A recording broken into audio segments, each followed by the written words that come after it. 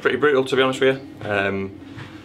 We couldn't quite handle their direct play and their balls over the top, and they got success time and time again all afternoon. It made the rest of the game pretty much irrelevant because we just couldn't handle it, to be brutally honest with you. And it's disappointing when you get beaten 4-1 at home, but football's a funny game. As high as we were last week, we're not going to get too low off the back of that. We've lost a game, we've got to move on now. We've got 7 more opportunities to win games of football or compete in games of football, but it was a disappointing day.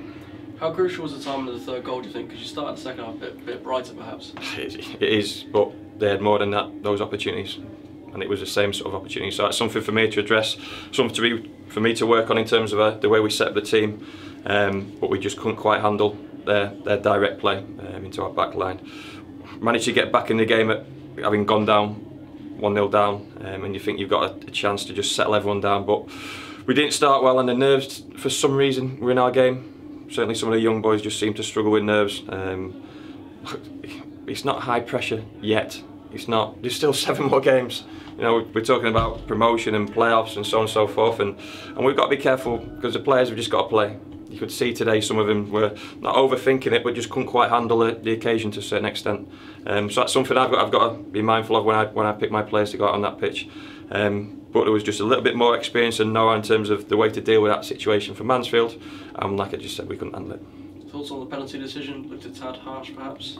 Possibly, but you know the goals aren't a fair reflection. It could have been more. I've got to be standing and be honest, it could have been more. They got in with ease. So like I say, it's something which hasn't happened too often, and on the back of such a good defensive performance last week with 10 men, we wanted to go after the game today. We wanted to get pressure on the ball. We couldn't quite do that because the ball was closer to our goal more often than not. So like I say, it's a game we're disappointed with, but we've got to move on from it. We moved on quickly last week, and we've got to move on again this week and use it as motivation for next weekend. I suppose very much a learning experience for some of the younger heads as well. Yeah, but they're more experienced, so they're better players than they showed. I think we'll make a lot about young players and experience, but they're better players than what they showed today. Sometimes you can have a day where the majority of the group are off it, and then you need to just be streetwise in the way you play.